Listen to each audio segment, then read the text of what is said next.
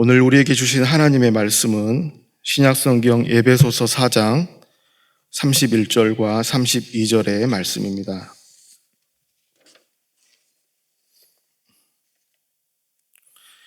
에베소서 4장 31절과 32절의 말씀입니다. 찾으셨으면 다 함께 한 목소리로 봉독하겠습니다. 너희는 모든 악독과 노함과 분냄과 떠드는 것과 비방하는 것을 모든 악의와 함께 버리고 서로 친절하게 하며 불쌍히 여기며 서로 용서하기를 하나님이 그리스도 안에서 너희를 용서하심과 같이 하라. 아멘.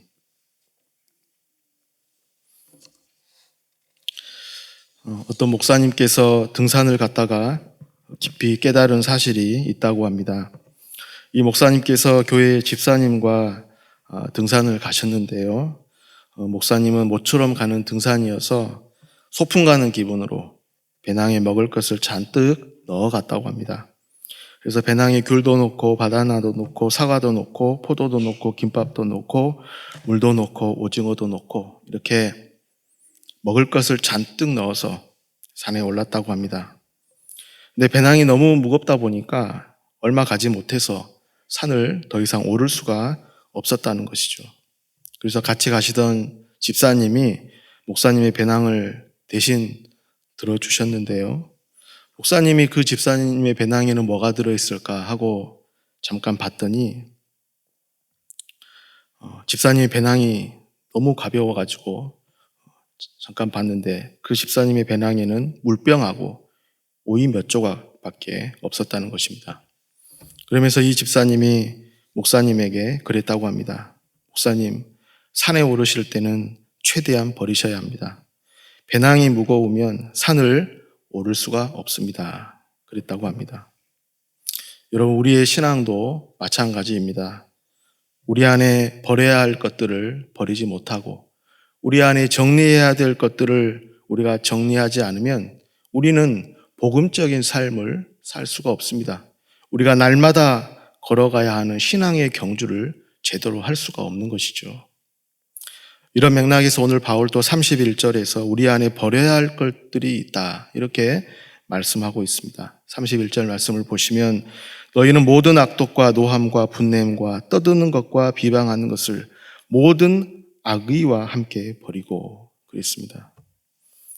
근데 여러분 31절을 자세히 보시면 바울의 악독과 노함과 분냄과 떠드는 것과 비방하는 것을 뭐와 함께 버리라고 하냐면 모든 악의와 함께 버리라고 말씀하고 있습니다. 악의와 함께 버리라. 그런데 우리가 가만히 생각해 보면 악독이나 노함, 분냄, 떠드는 것, 비방하는 것 이런 것들은 겉으로 드러나는 것들입니다. 악독, 독설인 것이죠. 남을 헐뜯고 비방하는 것.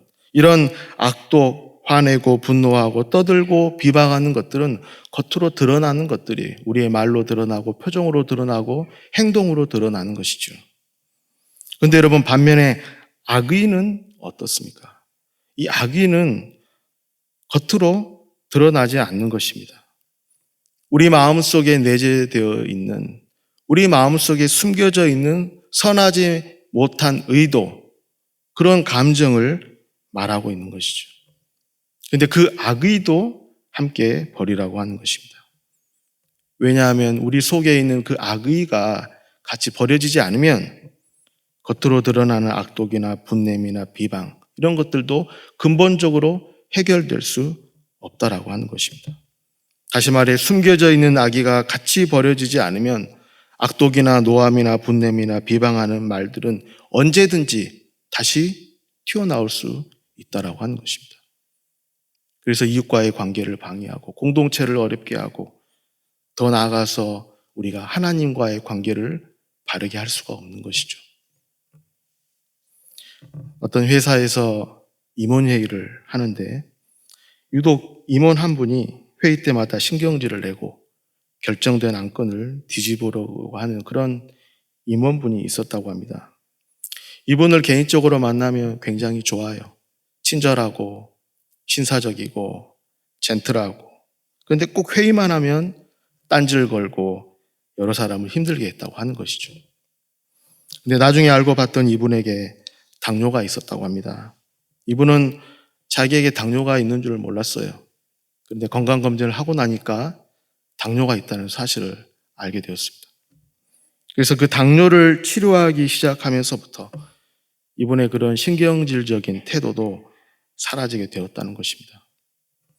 그래서 물을 마실 때 벌컥벌컥 마시고 쉽게 짜증이 나는 사람들은 자기에게 당뇨가 있는지 한번 체크해 봐야 한다고 합니다. 이 임원분의 신경질적인 반응은 당뇨 때문이었습니다. 이처럼 우리 안에 있는 악의도 마찬가지라고 하는 것이죠. 우리 안에 있는 악의가 같이 버려지지 않으면 악독이나 분냄, 노함, 비방하는 말들 언제든지 밖으로 튀어나올 수 있다라고 하는 것입니다. 그리고 이 악의가 하나님과의 관계를 깨뜨리고 파괴한다고 하는 것이죠. 여러분, 우리가 성경에서도 이러한 일을 찾아볼 수가 있습니다. 우리가 잘 아는 가인의 경우가 그랬어요. 가인에게는 동생에 대한 시기와 질투와 미움, 적개심 이런 악의가 있었습니다. 근데 속에 있는 악의를 그대로 방치하다 보니까 어떤 결과가 생겼느냐 하면 그게 밖으로 드러났어요. 그래서 성경은 가인의 얼굴빛이 달라지게 되었다 그랬습니다. 창세기 4장 5절에 이렇게 말씀합니다. 가인이 몹시 분하여 안색이 변하니. 그런데 여러분, 이 가인 속에 있는 악의가 가인의 안색만 바꾸어 놓은 것이 아니라 이 가인 속에 있는 악의가 가인의 말에도 그대로 드러나게 되었습니다. 그래서 창세기 4장 9절에 보면 제가 한번 읽어보겠습니다. 여호와께서 가인에게 이르시되 내 아우 아벨이 어디 있느냐? 그가 이르시되 내가 알지 못하나이다. 내가 내 아우를 지키는 자니이까. 내가 내 아우를 지키는 자니이까. 지금 가인이 하나님의 질문에 대해서 항변하고 있는 것이죠. 내가 내 아우를 지키는 자니이까. 이처럼 우리 안에 있는 악의가 같이 버려지지 않으면 우리의 불미스러운 말이나 행동들은 언제든지 밖으로 표출될 수 있다고 하는 것입니다. 그리고 이 악의가 하나님과의 관계도 깨뜨린다고 하는 것이죠. 잠언 26장 26절에 속임으로 그 미움을 감출지라도 그의 악이 회중 앞에 드러나리라 그랬습니다. 우리가 여러분 참고 조심하고 숨긴다고 문제가 해결되는 것이 아니라 이 악의가 같이 버려져야 근본적으로 우리와 하나님과의 관계, 또 이웃과의 관계가 좋아질 수 있다고 하는 것입니다. 그런데 여러분, 우리가 이 우리 안에 있는 악의를 버려야 하는 또 하나의 이유가 있습니다. 그것은 우리 안에 있는 이 악의적인 마음들이 마귀가 쉽게 틈탈 수 있는 빌미를 제공한다는 것입니다. 제가 신학교 다닐 때 읽었던 책 중에 사악한 영을 대적하라 이런 책이 있습니다. 근데 이 책에서 악한 영들이 어떻게 사람들을 유혹하느냐 하는 것을 쥐를 예로 들어서 이렇게 설명을 했습니다. 책의 내용을 제가 옮겨보면 쥐는 먹잇감이 있으면 찾아온다. 이때 쥐에게 다가가서 쥐를 쫓으면 쥐는 도망가게 되어 있다. 하지만 그 먹이를 치우지 않는 한 쥐는 다시 찾아온다.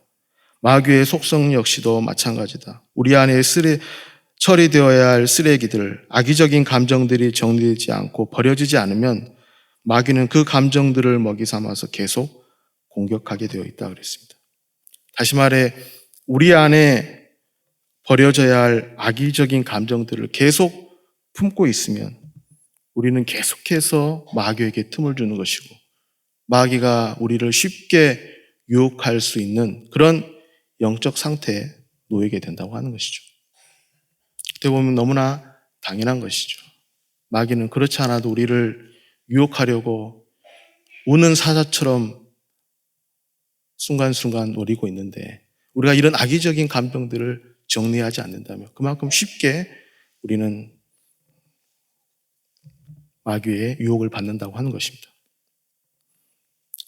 제가 조금 전에 가인에 대해서도 언급했지만 가인도 여러분 마찬가지였습니다. 가인도 자기 안에 버려져야 할 악의적인 마음들을 처리하지 못했기 때문에 마귀에게 틈을 주었어요. 그래서 요한일서 3장 12절에 가인에 대해서 이렇게 말씀합니다. 가인같이 하지 말라. 그는 악한 자에게 속하여 그 아우를 죽였으니. 그랬습니다. 가인이 아벨을 죽인 것은 가인이 악한 자에게 속했기 때문이라고 하는 것이죠. 방금 책의 표현을 빌리자면 가인 속에 버려지지 않은 그 아기가 악한 자에게 속하도록 빌미를 줬다고 하는 것입니다. 그래서 오늘 우리가 읽지는 않았지만 에베소서 4장 26절과 27절에 바울이 이렇게 말씀하고 있습니다. 분을 내어도 죄를 짓지 말며 해가 지도록 분을 품지 말고 마귀에게 틈을 주지 말라. 저는 신앙생활을 하는 성도에게 있을 수 있는 그런 영적 게으름 중에 하나도 우리가 버려야 할 이런 악의적인 감정들을 쉽게 버리지 않고 이것을 지나치는 것이죠. 간과하는 것이죠. 우리가 의지를 가지고 이런 악의적인 감정들을 버리려고 노력하지 않는다고 하는 것입니다. 방금 읽었던 해가 지도록 분을 품지 말라. 이것도 여러분 우리의 의지적인 노력이 필요하다고 하는 것입니다. 왜냐하면 여러분 우리가 악의적인 마음을 가지고는 하나님과의 관계를 바르게 할 수가 없습니다. 여러분 하나님의 뜻이 무엇입니까? 하나님을 사랑하고 내 이웃을 내 몸과 같이 사랑하라. 이것이 우리를 향한 하나님의 뜻이에요. 그런데 여러분 우리가 이 악의적인 감정들을 가지고 어떻게 이 하나님의 뜻에 순종하며 살아갈 수가 있겠습니까? 이 악의적인 감정들을 품고는 우리는 하나님과 동행하는 삶, 하나님과 연합한 삶을 살 수가 없는 것입니다. 왜냐하면 이 악의가 바로 죄이기 때문이에요. 겉으로 드러나는 것만이 죄가 아니에요. 우리 속에 품고 있는 그 숨겨져 있는 악의가 바로 죄이기 때문에 이런 악의적인 감정들을 우리가 제거하지 않고는 하나님과의 관계를 바르게 할 수가 없는 것입니다.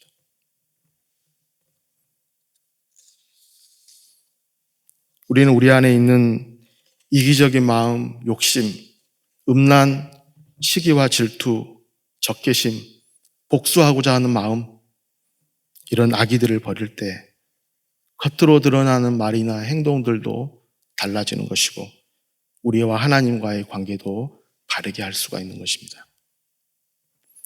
이렇게 우리 안에 빨리 버리고 처리해야 되는 것들이 있는가 하면 우리가 버려서는 안 되는 것들이 있다. 이렇게 오늘 바울이 또 말씀하고 있습니다. 32절을 보시면 서로 친절하게 하며 불쌍히 여기며 서로 용서하기를 하나님이 그리스도 안에서 너희를 용서하심과 같이 하라. 바울은 악의가 내포된 것들은 빨리 버려야 하지만 서로를 친절히 대하고 불쌍히 여기고 용서하는 것은 너희가 버려서는 안 된다. 이렇게 말하고 있는 것입니다. 저는 31절, 이 32절 말씀을 보면서 바울이 이런 심정에서 이 말씀들을 기록했지 않았을까? 에베소 교인들이 빨리 버려야 할 것들은 계속 품고 있으면서 정작 버려서는 안 되는 성도들 간의 친절과 관용과 용서는 잘 또 버린다라고 하는 것입니다. 서로 용납해주고 용서하는 일에는 인색하면서 빨리 버려야 할 안 좋은 것들은 계속 품고 있지 않냐라고 하는 것이죠. 그래서 마귀에게 틈을 주고 우리 안에 계신 성령을 근심시키고 하나님과 관계가 좋지 않은 상태로 살아가고 있지 않냐라고 하는 것입니다. 그런데 여러분 우리가 친절히 대하는 것, 그것은 한두 번은 잘할 수 있습니다. 용서하는 것 한두 번은 잘할 수 있어요. 불쌍히 여겨주는 것 한두 번은 잘할 수 있는 것이죠.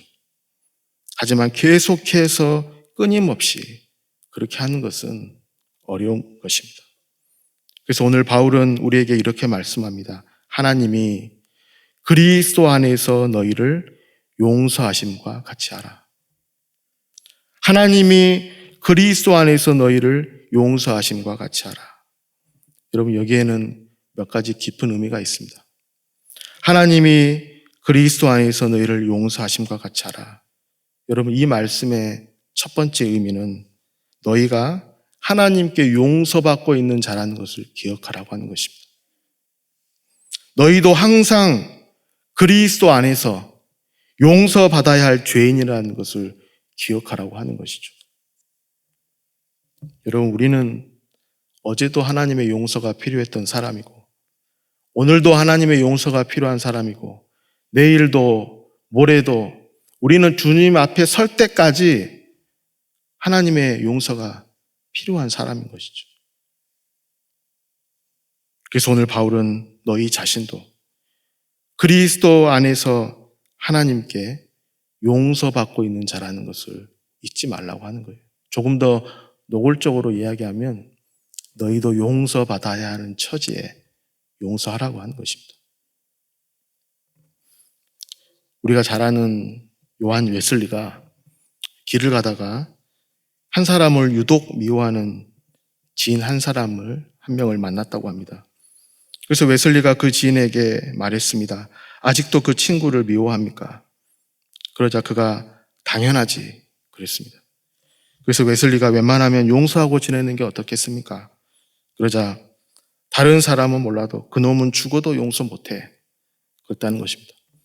그때 웨슬리가 말했습니다. 앞으로 당신은 절대로 죄를 지으면 안 되겠군요. 왜냐하면 그렇게 남을 용서하지 못하니 당신도 용서받지 못할 것 아닙니까? 그랬다는 것이죠. 여러분, 우리가 용서한다는 것이 얼마나 힘이 드는 일입니까? 우리가 미워하는 것은 쉽지만, 시기하고 질투하는 것은 쉽지만 용서하는 것은 어려워요. 우리 가정에도 고부 간의 갈등이 있고, 부모와 자식 간의 갈등, 형제 간의 갈등, 이웃 간의 갈등, 교회 안에서도 성도들 간의 갈등, 직장에서도 동료들 간의 갈등, 우리는 수많은 갈등과 그런 다툼과 긴장 속에 살아가는 것이죠. 하지만 나도 용서받아야 하는 죄인이다. 나도 날마다 하나님 앞에 용서가 필요한 사람이다. 그것을 바울은 기억하라고 하는 것입니다. 더 나아가서 하나님이 그리스도 안에서 너희를 용서하심과 같이 하라. 이 말씀에 또 다른 의미가 있습니다. 이 말씀은 바로 아버지의 마음으로 하라고 하는 것입니다. 아버지가 자녀들을 용납하는 것처럼, 하나님께서 그리스도를 믿는 자들을 용서하시는 것처럼 여러분들도 서로를 아버지의 마음으로 대하십시오. 어떤 분들은 그러면 아버지의 마음이라는 게 어떤 마음입니까? 도대체 어떤 것입니까? 여러분, 아버지의 마음이라고 하는 것은 한마디로 말하면 옳은 것보다 더 큰 것을 말하는 것입니다. 옳은 것보다 더 큰 것. 원칙을 따지자면 용서할 수가 없어요. 원칙대로 하자면 용서가 안 돼요. 하지만 그럼에도 용서해주고 덮어주는 것이죠. 다시 말해서 옳은 것보다 더 큰 것, 이것이 바로 십자가의 용서이고 하나님의 은혜인 것입니다. 제가 언젠가 이런 글을 읽었습니다. 어느 교회에 가족 찬송 경연대회가 열렸다고 합니다. 근데 어떤 집사님 가정이 나와서 찬송을 하다가 집사님이 그만 가사를 틀리고 말았다고 합니다. 잘 알려진 찬송가였기 때문에 교인들이 깔깔대고 웃었습니다. 집사님 얼굴이 홍당무가 되어서 고개를 못 들고 있었다고 합니다. 그 다음 순서로 담임 목사님 가정의 순서가 되었습니다. 근데 목사님도 잘 아는 찬송인데 찬송가 가사를 틀리고 말았다고 하는 것이죠. 그러자 성도님들이 깔깔대고 웃고 사모님과 아이들이 옆에서 목사님에게 핀잔을 주었습니다. 그런데 어느 날 목사님께서 과로로 쓰러지게 되셨는데 끝내 회복을 못하시고 안타깝게도 세상을 떠나시게 되었다고 합니다. 장례를 마치고 장로님들이 목사님의 유품을 정리하다가 일기처럼 써놓은 그런 메모에 놓은 종이를 한 장 발견하게 되었습니다. 근데 거기에 이런 메모가 적혀 있었다고 합니다. 7월 14일 가족 찬양 대회가 있었다.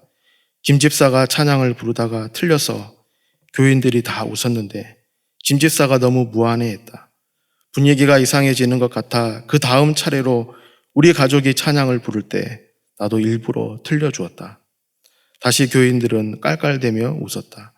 그때 슬쩍 김 집사를 보니 목사도 찬송가 가사를 틀릴 수 있구나 라고 생각하고 안도해하는 것 같았다.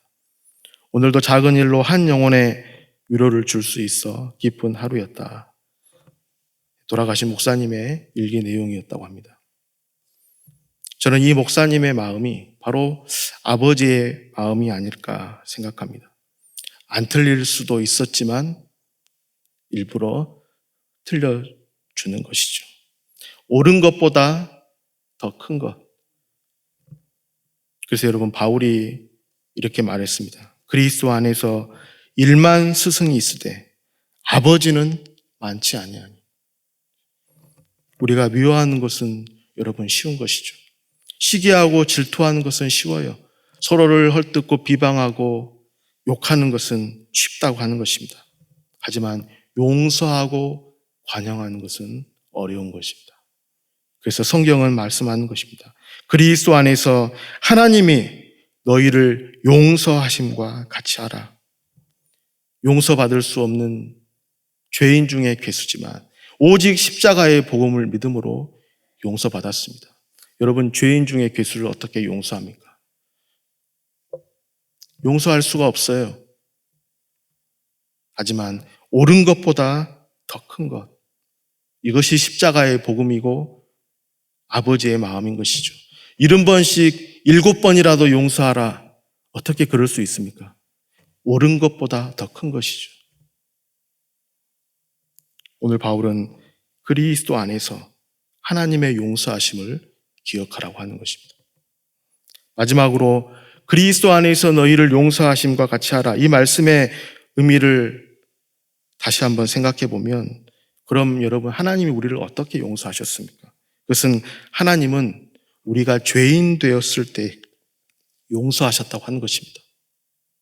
우리가 아직 죄인이었을 때, 우리가 어둠 가운데 있었을 때, 우리가 빛 가운데 있었을 때가 아니라 아직 죄인이었을 때에 그리스도를 믿는 자들을 용서하시기로 미리 작정하셨다고 하는 것이죠. 우리가 어떠한 죄를 지을지 따져보지도 않고 그리스도를 믿는 자는 누구든지 어떠한 죄든지 그 사람의 죄를 용서하시겠다고 미리 작정하셨다고 하는 것입니다. 여러분, 이것이 얼마나 적극적인 용서를 말씀하고 있는 겁니까?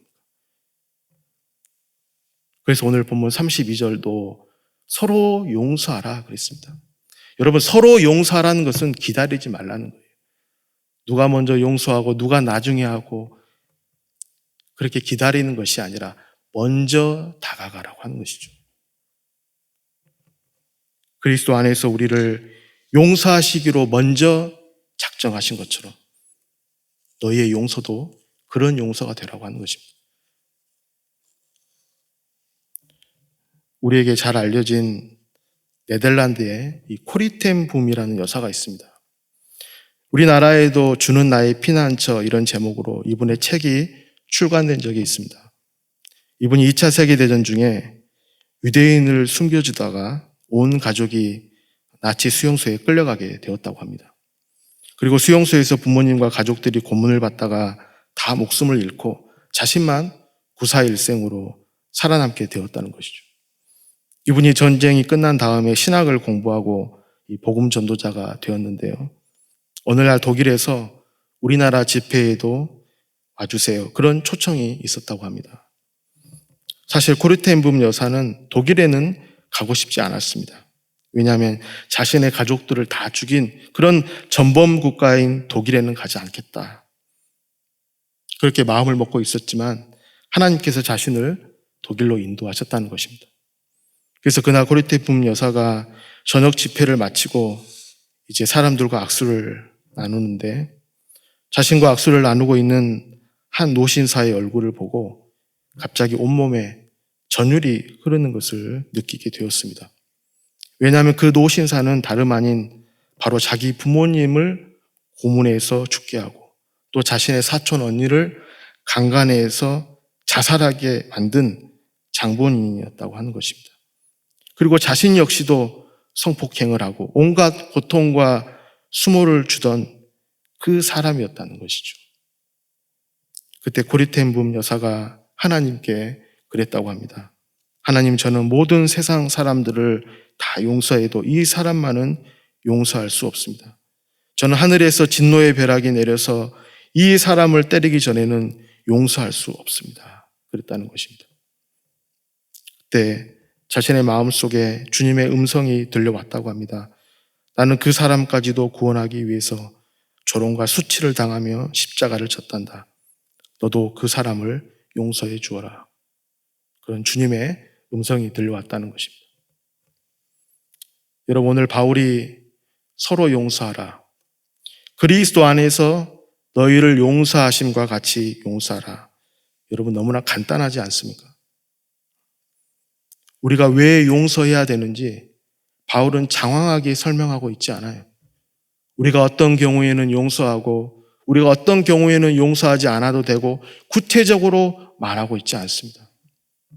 왜냐하면 너희가 그리스도 안에서 받은 용서가 너무나도 크다고 하는 것입니다. 하나님께서 여러분 우리를 어떤 경우에는 용서해 주시고 어떤 경우에는 용서하지 않으시고 그런 용서가 아니에요.